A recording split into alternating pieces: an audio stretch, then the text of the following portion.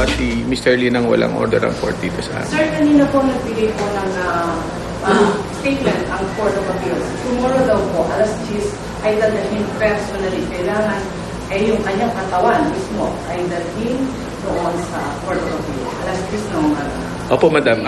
Ako basta naghihintay po kami ng kopya na galing po sa korte.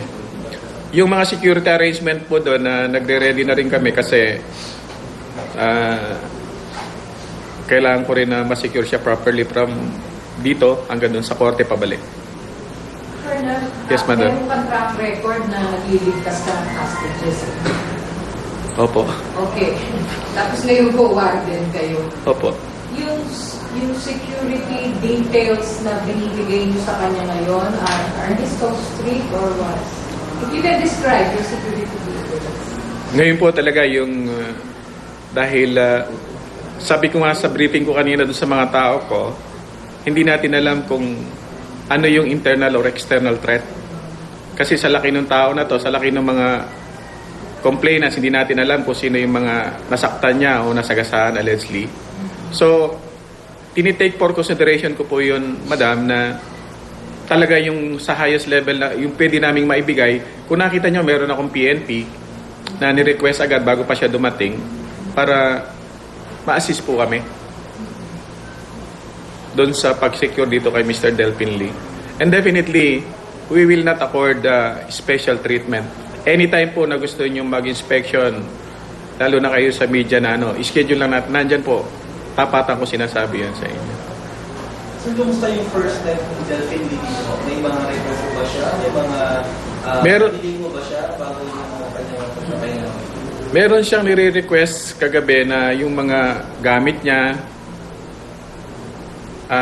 late na kasi, so hindi ko pinayagan. Yung mga, meron siyang nandyan yung driver niya. Ang kinuha lang yung gamot kasi may nagtitake siya ng medicine. Saka yung kumot niya, saka unan, yun lang. Kasi wala naman siya iba doon. Makikita nyo mamaya kung ano yung makikita nyo doon.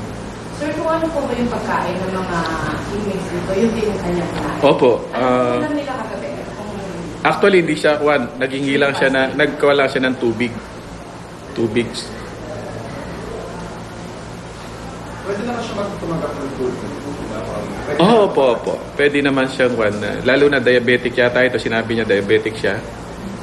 Meron siyang pagkain na hindi kuwan. Pero dito naman po kasi maganda yung pagkain. Matatanong niya yun sa mga inmates namin. Ano mo visiting hours mo? Ang visiting hours po namin, madam, yung Wednesday to Sunday from 8 to 12, then 1 to 4:30.